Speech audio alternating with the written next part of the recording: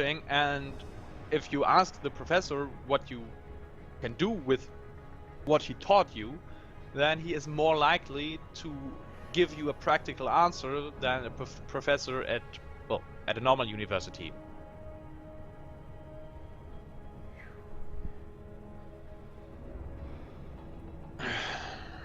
So I don't really know.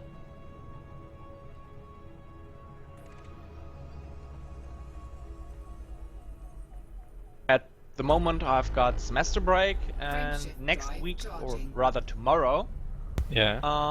I'll be visiting a friend of mine, so yeah.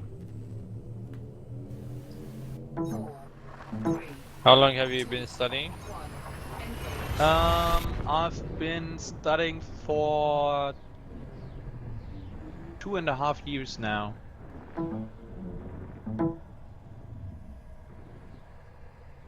And how long is it? Is it 3 years? It usually is 3 years, but I'm a year late because a partner of mine who should have been making a practical test with me, Yeah. which is required to write the exam at the end of this year, this semester, the last semester. Yeah. Just took the materials I needed to deliver the. And you have to write a report at the end with what you got in the test you made and all that thing, and give it to the professor so he can look it up, and if it is right, you get his sign, and then you can make the test, the exam. And he took off with the materials, and I have no way of contacting him whatsoever because, well, he's not answering his emails. His phone number is like not available anymore, and I don't know where he is and what he did, so I can't finish this semester because I can't get the test results, and I am not allowed to take the test results of someone else because I have to use those he signed up for me. Yeah. So I have to redo the whole semester, and I'm a little bit. Oh my god, that sucks. Yeah. That's a bummer, man. But well, other than that, I'm at the moment relatively happy about having semester break. And starting next month, I will have to learn for a few tests I want to write at the end of this semester. Because I have, like, I think two tests I have to take, which I didn't pass last time I took them. So not everything's lost, but, well, it's time that I lose.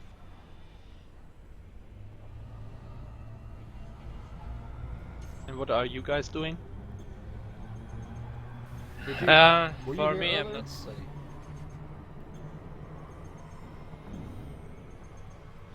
Wait, what? What did you say? Were you here earlier? I don't know.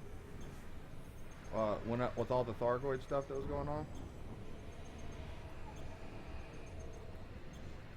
Yeah.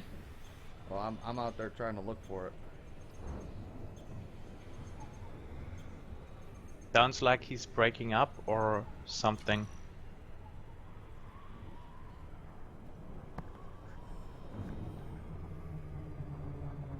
Fuel scoop disengaged. Fuel scooping.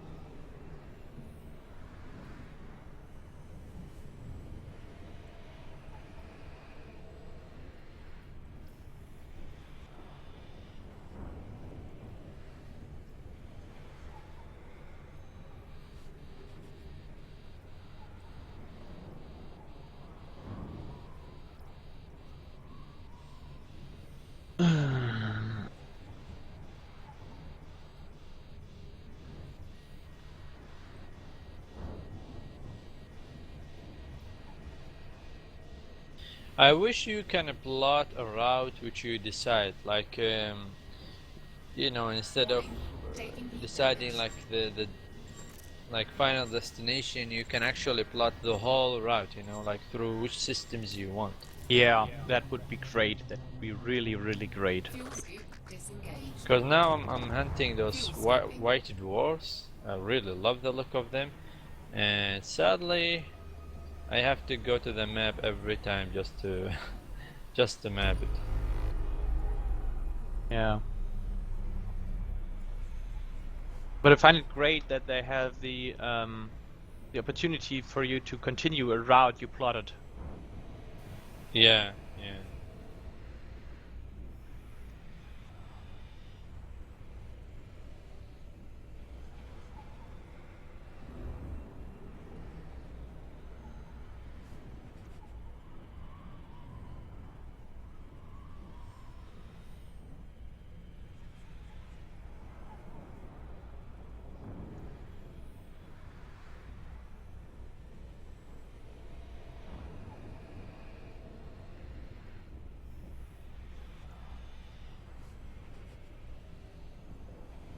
Alright guys, I'm going over to my other TeamSpeak again.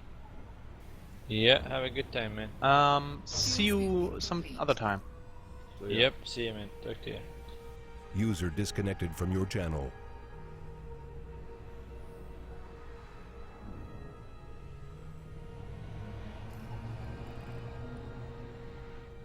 Fuel scoop disengaged.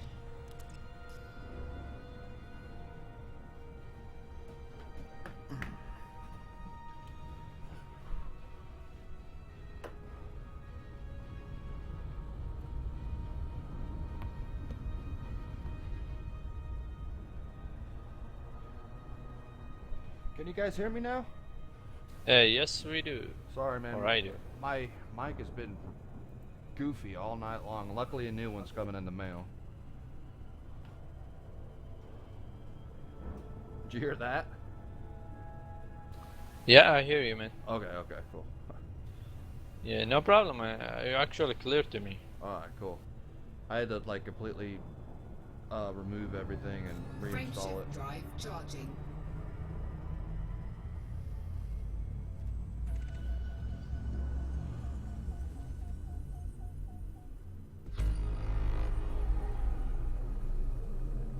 Four, three, two, one. Engage. B-Banks.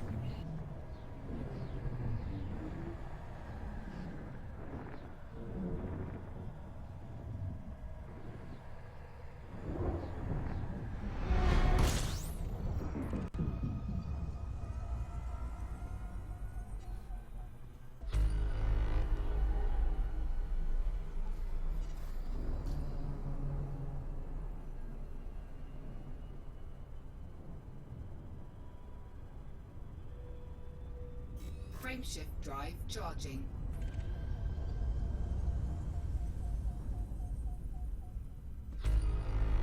Do you know if the heavy ship is good for exploring at all? 4, 3, 2, 1. Engage. What was the question? Do you know if the type heavy ship is good for exploring at all? No, the Type Heavies are primarily cargo movers. Yeah, I know that, but like if I removed the cargo and equipped it for exploration, you think it would do any good? No, it just still has too much mass. Its frameshift drive can't push that much mass too far. Frameshift Okay, cool. drive Thank you. charging.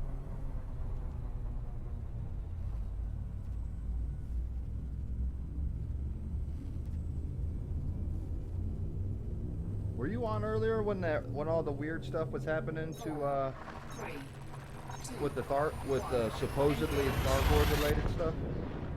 Yeah, what about it? I was just wondering if you were on. I'm trying to head out there and see what's going on too. Oh, I'm on. I'm just. This ship is.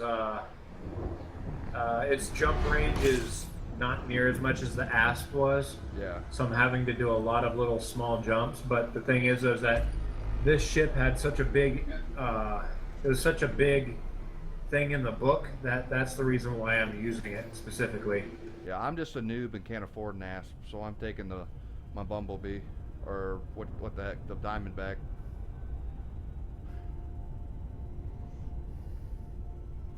Right. Yeah. I mean that ship has such a big jump range. It would easily be able to overtake me. Well, I don't have a lot of money, so my jump range is like 15, so it's about the same as you're doing, right? 4, 3, 2, 1, engage.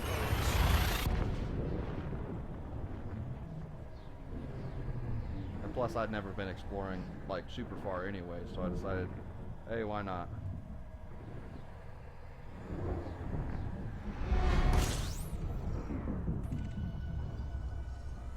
And hopefully when I get back I can upgrade to some better stuff with all my discoveries.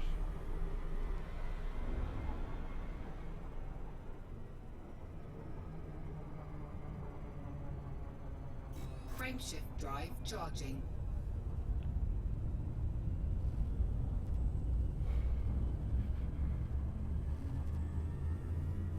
So what do you think is the very best ship for exploring in the game? 4, 3, 2, Well, like 1. very best. Yeah. The fastest ship from they had what they called the Buckyball race a few months ago. An Anaconda outfitted for that could make like a 45 light year jump, and it made it from Earth to Sagittarius A in 8 hours. Nice. Now that's just like a race kind of thing, but even Coyote, he's just going around scanning everything, and he's in an asp. Yeah. Because it's got a pretty good jump range and stuff, and it's got a really good fuel scoop, so it can. But the thing is a fuel scoop costs like Frameshift drive it's like charging. half of the price of the ship. But it's a very good fuel scoop. Yeah. Well, That's kind of. Yeah. I'm listening. Say again. I'm sorry. I didn't really have anything important to say. I was just listening. Yeah, he's like 4, he's like 58,000 light years from Sol, and he said he's gonna stay out there until after Halloween. Hell yeah. So pretty much, he's expecting to come back, start turning all his stuff in, and pretty much get elite in exploration because of it. I think I might try to do the same thing with this little Diamondback if I can. Well, no, I'm gonna head out to this Nebula and come back and see what I can afford and upgrade it, and then maybe go back out. Because I know. I mean, yeah, the big thing is like even if you took the Diamondback drive charging. from Earth halfway to Sagittarius A, and then back, and you did like a lot of scanning on the way, you could probably easily make 20 million, and that right there would get you a really, really good asp outfitted, and then go right back out and with like a better fuel scoop and more exploration if you wanted to. I think that's what I'm gonna do. I really like the way this Diamondback looks, though. It just appeals to me. Oh yeah, I mean, to me, you look at it, it's like this is pure function. Yeah. I just enjoy the aesthetics of it. I think it's neat looking.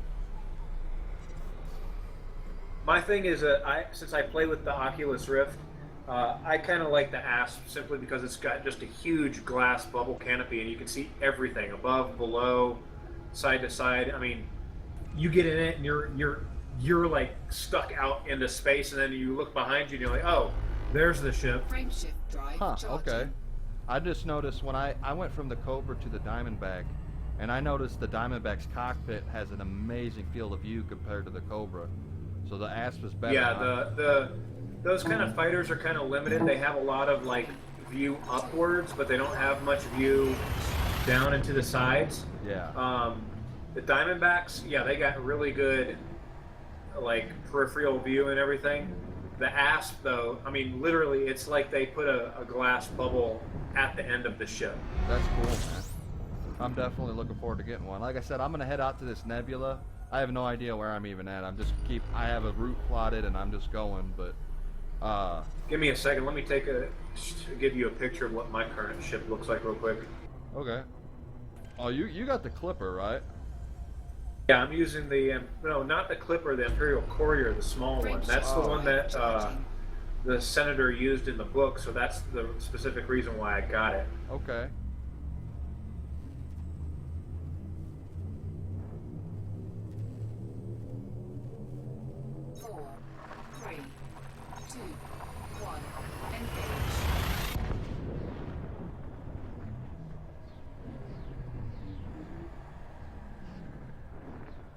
You think with this new update we'll get some new exploration ships?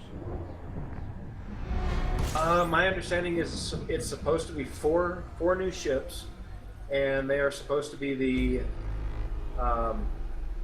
Federal Dropship Mark II, Federal Corvette. Then they have the Imperial Eagle, and I can't remember the fourth ship. I don't think any of them are exploration though. The fourth ship Horizon. I believe is actually a passenger carrier, I think. 4, 3, 2, Nice. 1, engage. I meant by Horizons, like the Horizons update. Oh, the Horizons. Well, that's the thing is, right now we're on version 0.13. Version 0.14, they're supposed to be bringing the 4 ships, and then before Horizons come out, we're supposed to get 15. So Horizons is supposed to be the 16 update. Okay, yeah. I'm pretty sure, yeah, we'll probably get a couple more ships before then. Right on. This is cool, man. I found out about this through Star Citizen stuff, and I was all into the exploration for Star Citizen, so I bought like all the exploration ships and everything, so whenever it comes out I can do that. But this is fun. I didn't know that Elite had this much like lore behind it and all that other stuff. I didn't know, like everybody I talked to like didn't even try the game and they said it was boring, but I came in and I tried it and I met you guys. That helped a lot. The Inquisition. And it makes it a lot more fun playing with you guys. But oh yeah, that was my thing. Is like I started like a exploration trip, and I was 2 days into the exploration trip, and I was like, I fucking hate this. I'm gonna turn around and go back. And I came upon somebody else's stream because I had actually turned around and I was heading back, and I turned on somebody's stream to watch, and that was when I met DJ. And joined the Inquisition, and at that point I was like, screw it. Since I now have people to talk to, then I made my trip all the way to Sagittarius A and then back. That's awesome. How far away? I just posted a link in the chat to a picture of my current ship. Okay. Because this is the ship that I guess played a big part in the book as well, and it's kind of the reading between the lines, but from my understanding, she took this ship to the edge of the galaxy. So I'm kind of trying to do the same thing with it. Right on. Now the ship itself is white. It's that color because I was close to a star to light it up. Yeah, I'll take a look at it here in a few minutes. That's cool, man. But yeah, it makes it a lot more fun being able to chat with you guys while I'm exploring. And especially after, yeah, I mean, I've been getting into the lore like crazy. Yeah. I was telling a couple of people earlier, like a couple of nights ago, I like woke up in the middle of the night, just randomly thinking I like rush outside to. I've got a set of dry erase boards that I've been drawing shit on, and I'm like starting marking crap down before I forget it.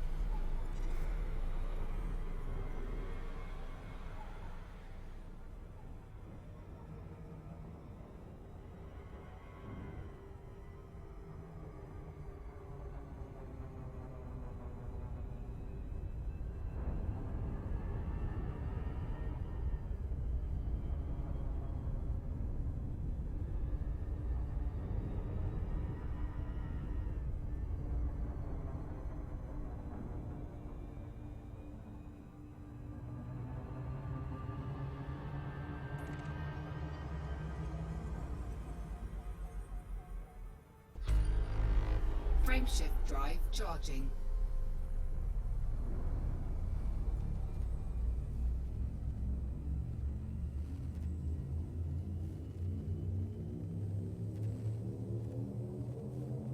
Four, three, two, one, engage.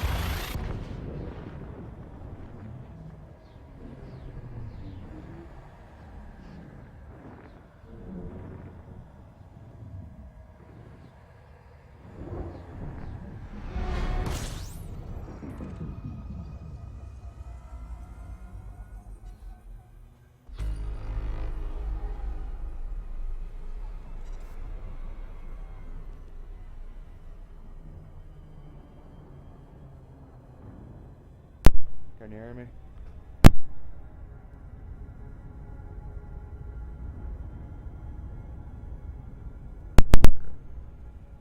Can you hear me? Can you hear me? Can you?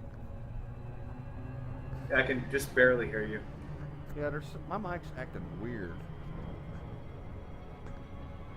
Yeah, like you were talking earlier and suddenly it got really, really quiet. Yeah, I don't know what's wrong with this thing. It's kind of starting to make me mad. Luckily, like I said, I ordered a new one, but it's a pain. Like all night it's been acting up. Whatever. Can you hear me better now, though? Yeah, I can hear you now. Alright, cool. I forgot what I was saying. Oh, I was just saying I found you guys through Quixote.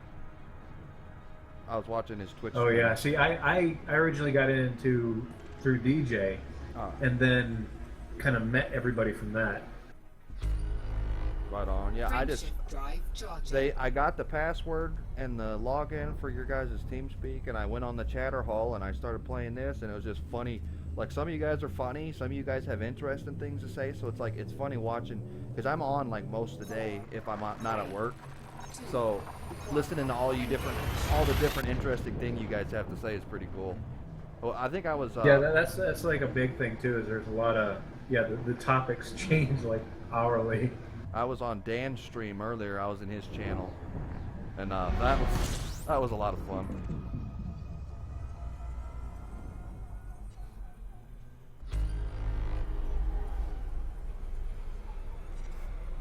Frameshift drive charging.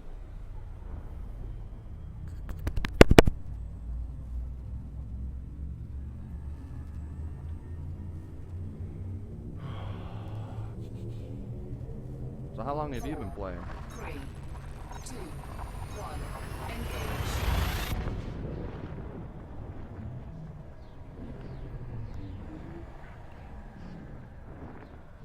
So how long have you been playing? Say that again. How long have you been playing? Well, I started in beta, like, I want to say October of last year. Well, like, the game was released in December. Yeah.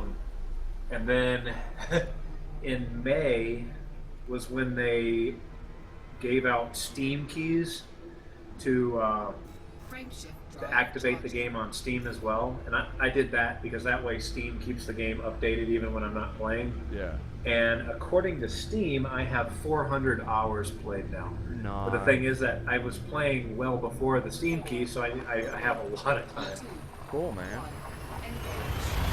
And I had no idea this game had so much like history and lore behind it, and I didn't know all the plans they had for it. It's cool. Well, that's kind of my thing too. Is that like this is my first Elite game. Yeah, same. And when I first started the game, I was like, oh, cool, you get to fly spaceships around, you get to blow shit up, you can explore and all that stuff like that. It's only been recent in the past couple weeks that I suddenly realized, oh shit, there's a lot of lore in the background that they're drawing stuff off of. Yeah. And I've been just in like a mad rush to catch up on a lot of stuff. Definitely.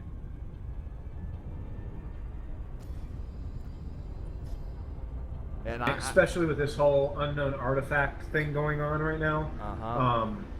The big, it's the alien kind of probe devices that people have been finding, and I guess Frameshift drive the developers, like, they gave a hint back in May. They said, "Have you listened to them yet?"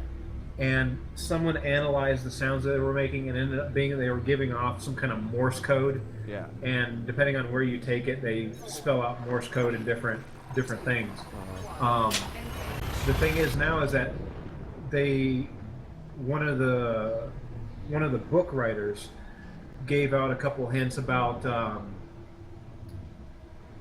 like they have been giving us information through Galnet for a while, and they're kind of surprised that we haven't already figured it out yet. And so, like, and the thing is that everyone, like, there's people who are analyzing the sounds, and they run them through like spectrometers and all this crazy stuff to look at the sound in 3 dimensions and all this crazy stuff. And one of the developers came and they're like, "No, you guys are over analyzing it. You got to. It's a lot simpler than that." drive charging. That's I don't know, man. And that's the kind of stuff that I think is really cool. Stuff that if you go out and you explore, you'll actually find shit that no one else A will find or B will figure out. The crazy thing is that this is not the first time that I want to say his name is David Braben. He's like the guy who started Elite. This is not the first time he's done something like this.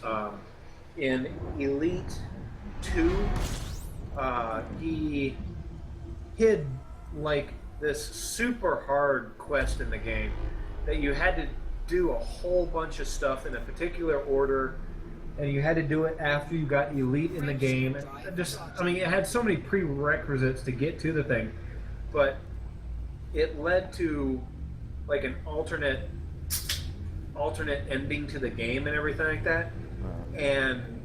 But the way that game, if you do that ending, it like kills, like you gave the cure to the Thargoid hyperspace engine virus to the Thargoids. Now the problem with that is that if that was what he had in that game, who knows what ending carried on to Elite Dangerous, which is the game now. So it's just, yeah, I mean, it's just so much stuff, and it's just trying to like pick apart things and like, this is important, this is not important, this is linked to that, that's inconsequential, you know, all that kind of stuff. It's just, it's crazy right now. That's extremely cool to me, man. Like all the puzzles and stuff that you can figure out that he doesn't just show you. Like this is one of those games you can play for 10 years and not get bored. Yeah, I mean, and that's the thing too, is they already gave, they said that there's a 10-year plan at least on Elite. That's their whole season thing is going down. That's why they offered that whole season pass for $200. You will get all seasons in the future for free and everything. That's cool. I'm gonna buy instead that of having to pay, you know, a separate $60 per expansion kind of deal. Yeah. Because I mean, again, they expect this game to go at least 10 years.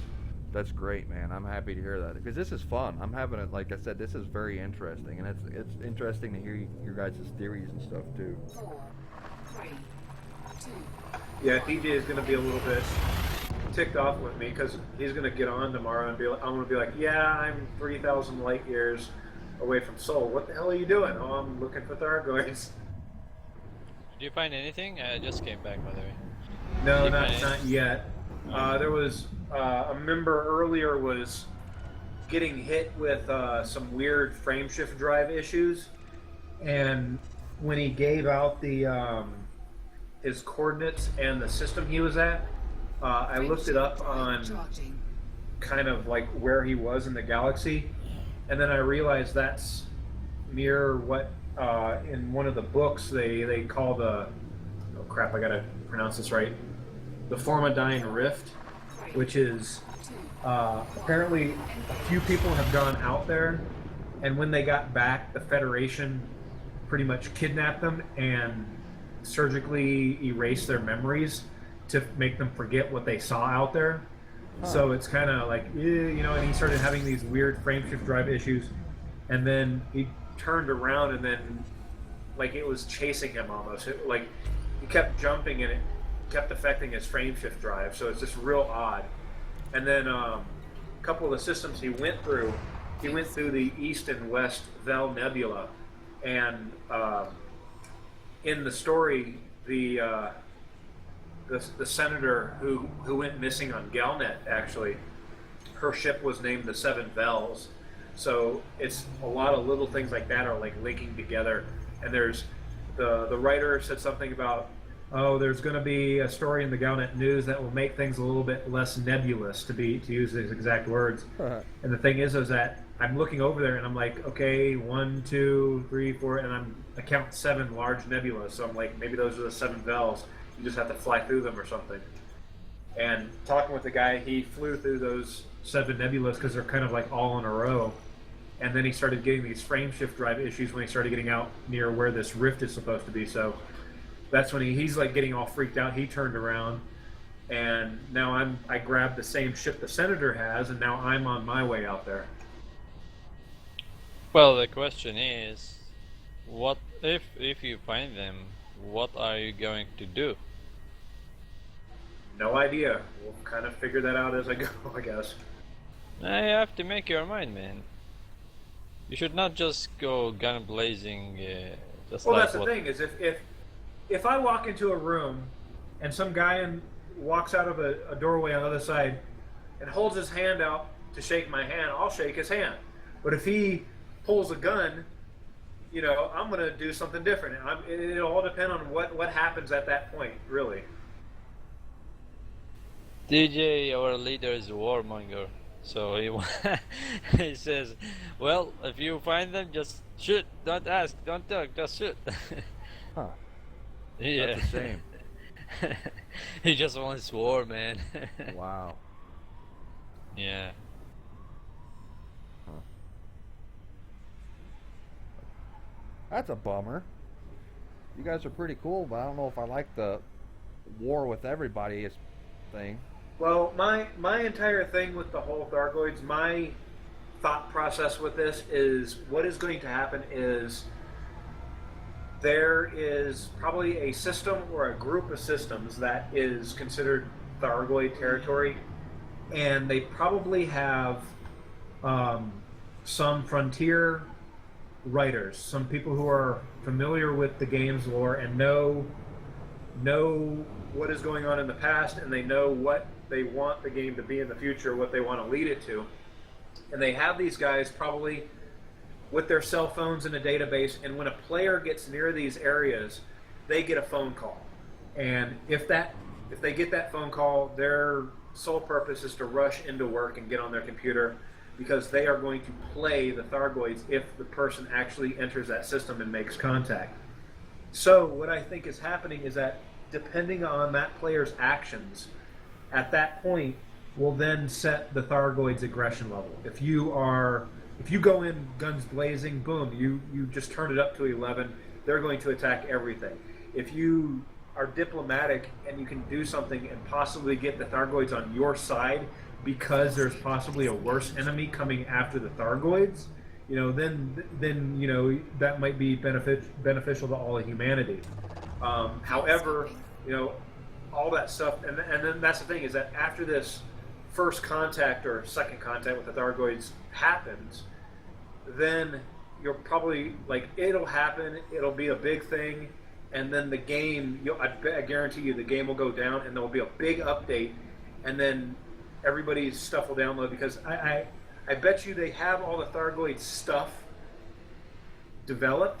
They don't have it in the game yet, because there's those people that go through game files and they reverse engineer the files to figure that stuff out. They don't have those files on the game yet, so people can't do that.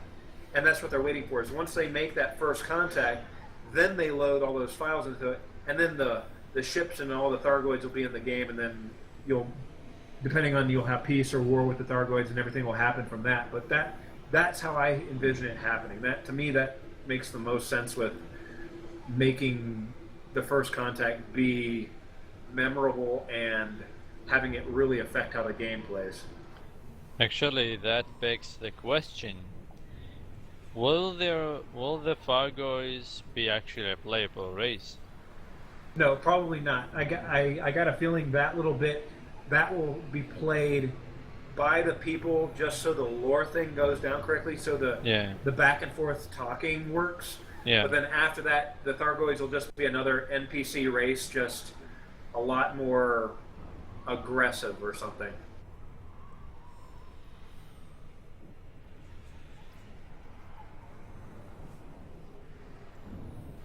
I have a freaking problem with the dot, man, showing in my screen, like, while I'm looking. It moves not with my, you know, cursor, or not with my joystick, you know. Are you exploring right now? Yeah. Okay, so it's a little white dot that's moving not in relation to your ship. Yeah, precisely. What's that? Okay, that is usually a sign that you either have a neutron star or a black hole somewhere within the 100 light years around you. Holy shit, that's cool. That's cool. So you could probably go onto the map and search and filter out the stars until you have non-sequence or neutron stars. Usually the bottom 4 have only those ones checked. And just kind of zoom out a little bit on the map, and if you see something highlight, that's usually one of those. Usually those stars are so compact that they cause types of gravitational lensing, and usually you start getting those weird little moving star effects about 100 light years away from those. To me, it's a really good. A lot of times, because I use the Rift, they're really noticeable in that. If I see one of those, I usually I jump over to the galaxy map and I start searching for those odd star things to see if there's something within about 100 light years of me, and then I go check it out and scan the stuff. You are totally right, and I'm freaking in a mother load right now. White dwarfs and neutron stars. The neutron stars, once the thing starts counting 4, 3, 2, 1, all the way back on your thing, because those stars are so freaking tiny, you'll jump into the system and immediately run into it unless you're throttled all the way back. It sucks. I remember I went closer and closer to see how they look like and pay attention to my heat. Yeah, the neutron stars, it's like having more than the mass of our sun in the size of a beach ball. It's tiny as hell. Yeah. And you get a little bit away from it, and you'll have a little bit of gravitational lensing on it too. Not as much as a black hole, but still quite a bit. It's pretty cool to look at. I mean, it will eventually turn into a black hole. It's a star that collapsed, but it didn't have enough mass to get completely into a black hole. It's like almost, but not quite. The problem is that it's so tiny that when you drop in, it's just a point of light, so it looks like every other star out there. But the thing is, though, is that its little gravitational emergency stop thing is so large that because you don't know where it is when you first jump into the system, if you have any throttle, you'll run right into it and start overheating your ship. Drive charging. Yep. So that's like my big thing is when I'm out doing the big exploring, when I start getting into areas I have no idea what's out here, the moment I get the countdown, I throttle all the way back so I don't run into those damn things. Because it is some scary shit to jump into something and it's completely black, and then suddenly you get this big giant circle where that gravitational line is, and you realize you damn near hit the thing. So what happens if you find a black hole? It's just another stellar phenomenon. I mean, they cost a lot to scan and everything, but I mean, I have 3 of them that have my name since I was the first one to scan them. Frameshift drive charging. If I come across one on this little trip that I'm doing right now, I'll make sure to turn my stream on and show you and everything. Okay. I mean, it's a pretty cool effect and everything because it's got all this gravitational lensing going on. So you can't actually like go through it or anything? No, you'll hit it and blow up. Oh shit. I mean, for me, to be honest, I was kind of disappointed, because I wish they were just like the interstellar black hole. Yep, that's what I was thinking.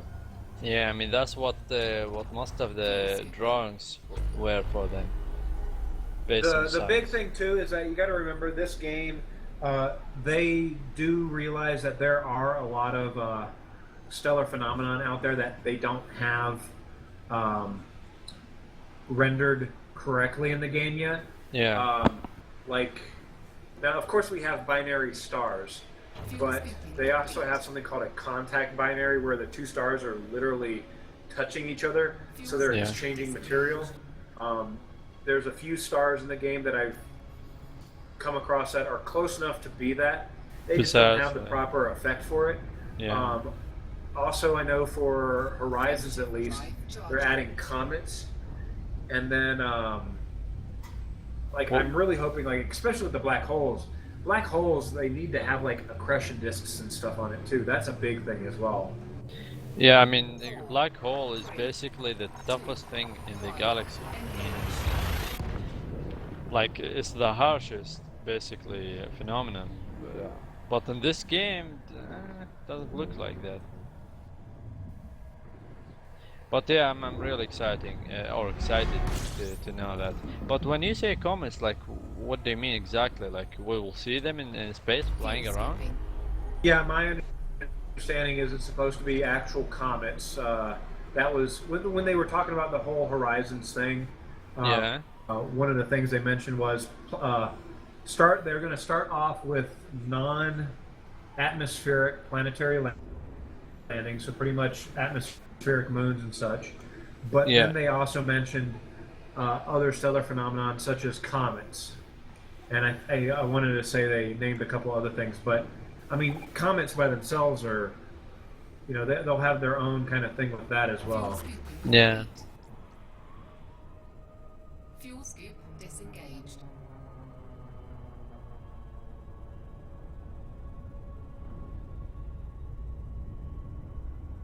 Frameshift drive charging.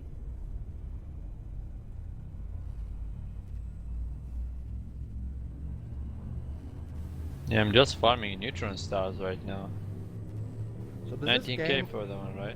4, 3, Does this game save automatically? 1.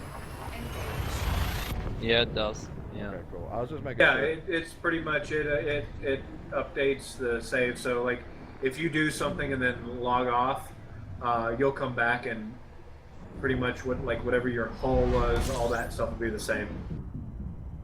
Okay. Fuel scooping. Man, that Imperial Courier doesn't look bad at all, man. Fuel scooping complete. The one you linked right now.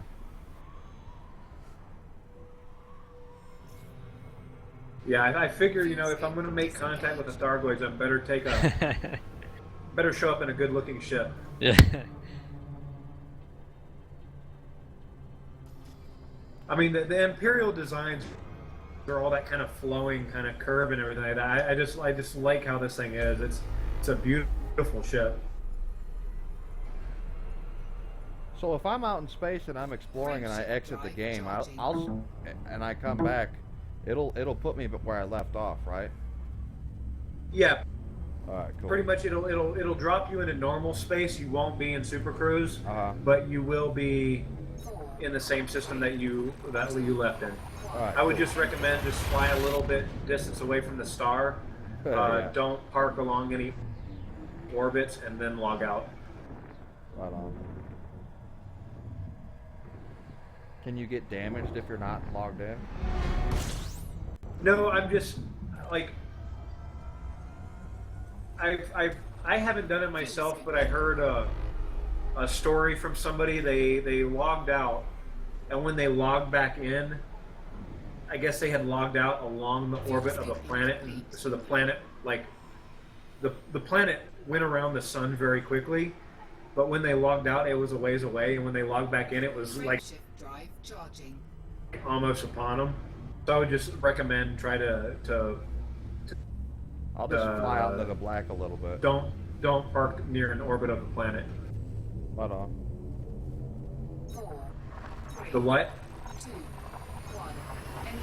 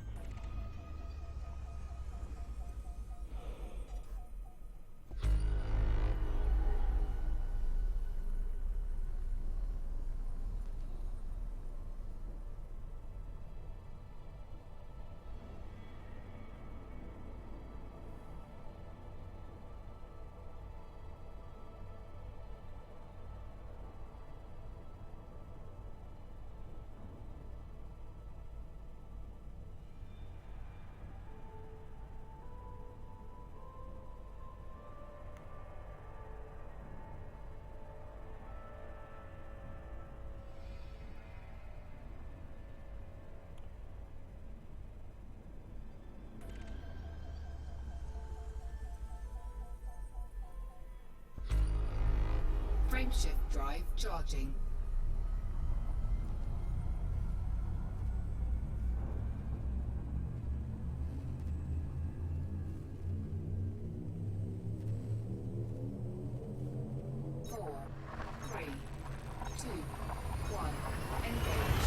So, if the neutron star is that small, how do like two giant stars still orbiting it?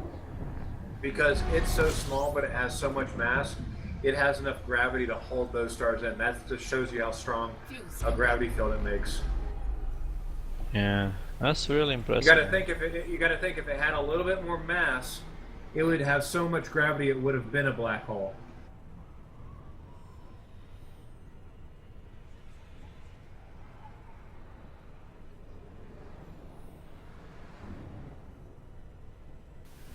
Okay, in which way do we get black holes? One is for sure, like a star dies, a supernova turns into a neutron star, then a black hole, right? That's one.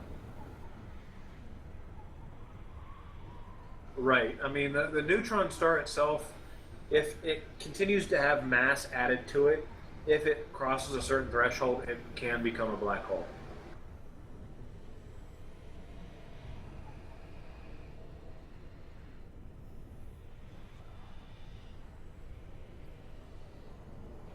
But you can't have a black hole from nothing. Right, it has to have more material added to it. Fuel scooping complete. Fuel scoop disengaged.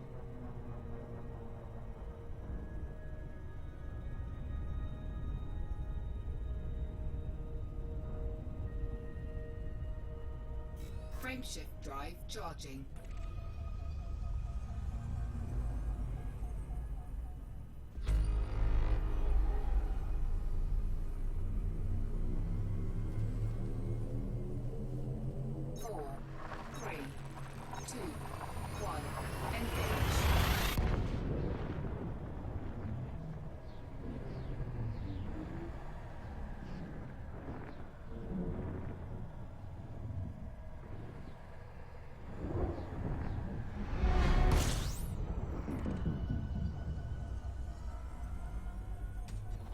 Fuel scooping.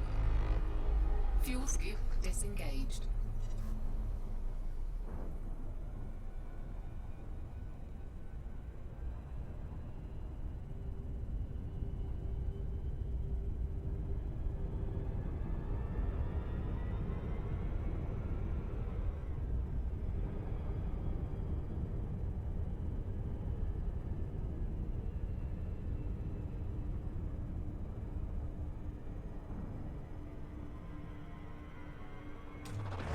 Fuel scooping.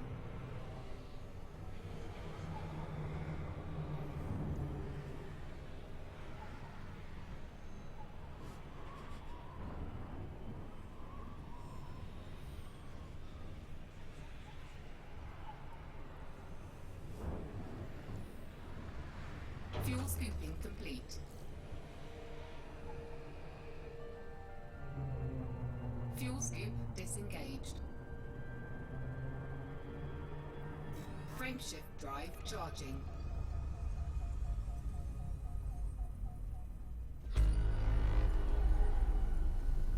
Did you guys have an interest in space and you actually learned about it from reading and listening and watching? Or did it just waking up in you when you started playing Elite? I'm sorry, what do you mean? Well, my entire thing is I grew up watching a lot of Star Trek. Yeah. So I always loved space because of that. And of course, it was Star Trek. I wanted to get into space. I can't get into space. Can't be an astronaut. Oh, let's see. Get into the Air Force. That's as close as I can get. And then just continue doing space kind of related stuff. Pretty much playing Kerbal Space Program. That rekindled it when that came out, and then that game, God, that's probably the reason why I'm so good with flight assist off now in Elite. Being able to learn, you know, if I use the thrusters here, the thing will do this. Yeah. Drive charging. Yeah, when I was younger, I was interested in it, but like, I always enjoyed learning about it, but it was not anything I like sat there and spent a whole lot of time on. But what really got me interested in it, I never even thought about it before, was when I found out about Star Citizen, and the fact that you could go explore the galaxy and land on planets and shit in that game. And you know, I'd never heard of Elite before I heard of Star Citizen, so I was like, wow, dude, that's amazing. And I'm like, once I heard that, like, I really couldn't, like, just the thought of that, I really couldn't go back to playing like regular games anymore. I was like, that just like beats the idea. It's like getting hooked on heroin or something, you know? It's just like now, awesome. right? I mean, right now the four, I want to say the 4 big space games that most likely I'm probably going to play all 4 of them is Elite, Star Citizen, No Man's Sky, Oh yeah, definitely. and then Infinity: The Quest for Earth. Never heard of that. Neither did I. Now that one, pretty much what happened is that this guy in, I want to say he lives in Frameshift drive charging. Holland, but he has been developing a game engine for the past 6 years. Now, have you ever seen Space Engine? Yeah, it's like procedural generated, right? Right. Okay. The guy who developed Space Engine got his idea from the guy who was making the Infinity Quest for Earth game engine. The Infinity Quest for Earth has a lot of videos online. Now the catch with it is that he did this thing. He getting a lot of user support. Like, people were developing the different ships and submitting their ships, and they were trying to keep the quality high and a whole bunch of stuff. And because of he's programmer by trade, he was developing this game engine. He started going through some tough issues, and he had to start doing a real job to pay for other stuff. That happened, I want to say, 2 to 3 years ago. Yeah. And then the game kind of got put on hiatus. It kind of got a little pause button pushed. Suddenly, out of nowhere, 6 months ago, suddenly the Infinity Facebook page, we just started getting pictures and videos every day, and it's like, whoa, wait, what the fuck is going on? And suddenly they're like, yeah, we're doing a Kickstarter. We're gonna kickstart this thing and get it going. And the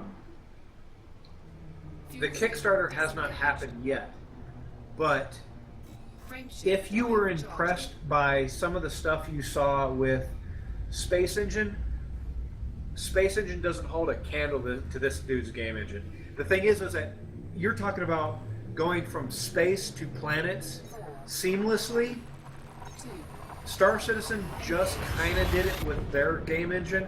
This guy did it 6 years ago. And he's just been refining this game engine since.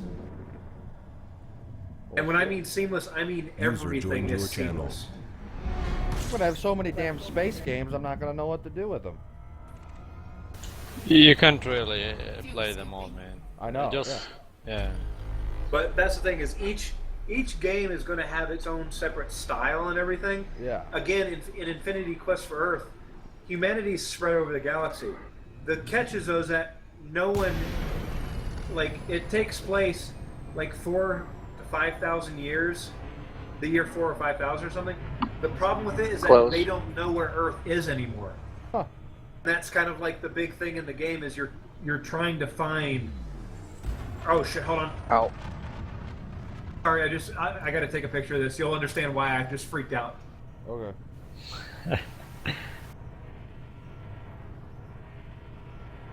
I'm working on a loop code, guys. Sorry, I'm trying to get it to where I can automate and voice command my keybind for push to talk. No problem. But what kind of messed up race that loses their original planet? I mean, come on, man. Really? We got to think about humanity. We're not really sure where humanity was born either. So, and we're still on that same planet. Yeah, but the thing is, they used to use like what call it, bones, papers, whatever they could to write on, and most of these things, by the time they, you know, decadate or whatever you call them, they can't hold. Can I get Right, one there's of you my to... that picture right there is why I freaked out, because I came in past the brighter one. Ooh, nice. I'll check it out Can in a I second. get one of you guys to help me out with this, please? I'm gonna go to a different channel, but I need you to do something for me. Sure. Like, how can I help you? Basically turn channel commander on you, and I want to see if you actually get the voice message that I send to you. Sure, yeah. Yeah, it's to test the loop, basically. User left your channel. Okay, be back. Okay. Yeah, those games sound awesome, man. I'm User really looking left your forward to channel. No Man's Sky too. Yeah, that one, to me, No Man's Sky will be a good one. To me, it seems like one of those games that you can jump in, do something quick for 15 minutes, and not have to worry about, you know, a whole bunch of stuff. Yeah, like it's I'm more... hoping it kind of. I mean, it'd be nice if it had its own big kind of story kind of thing too, but It has a lot the way of it's story, looking, it apparently. looks more like it's a little things go on. Yeah. I think what it'll do is it'll get younger people and people that aren't necessarily into the genre, like kind of hooked onto space stuff. Wow, that's really cool, man. That's a screenshot. Yeah, I know. Like, I mean, have you ever heard or played Kerbal Space Program? I've seen it. It just didn't really catch my attention. It looks too simulator to me. Like, you know what I'm saying? Yeah, it's got. Yeah, the whole physics thing is a big part of the game, and Is why there story to it at all? User joined your channel. There's not really story. It's more of a progression thing. You User start left off your with channel. low technology levels, like basic, like solid rockets, and then as you do things, on your missions, you do science, and then you use that science to unlock new parts, and then you get bigger and better rockets, and you go further, and you do more science, and stuff like that. So it's like a progression game kind of deal. But it also has a sandbox mode where it's like free game, go wild, make crazy shit, and User see if you joined can your do channel. this stuff. Hello? Yeah. What's up? Not much. Just got into Delgano and Time of Chaos are all just hanging around again. Yep. Yeah, they've been. Are you streaming right now? No. I saw that FaZe was They've been streaming. kind of griefing a lot of people. They seem to think that the Inquisition is a PvP only group, so they're killing everybody, no matter what.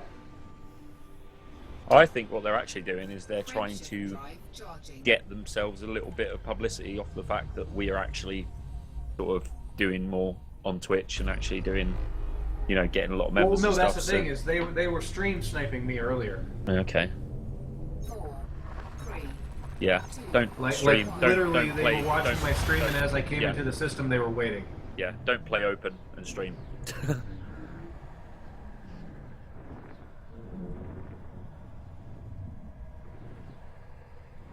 I'm gonna get in a little sidewinder with torpedoes and A-class shit and get out there. One kind of little thing, just an idea, just the way that these people are, and I believe they're young and immature. Oh, they're not though. They're not though. That's the thing. They're not. They're in their like mid and late 30s. But that's the thing is the way they act is immature. Yeah. And Hey, FYI, I'm streaming, so if you're gonna say something, I should turn it off. You want me to turn it off? We can mute it, or we can go to another room or something. I'll mute it. I don't have any followers anyway. I just stream so I can export it to YouTube. Okay, no worries.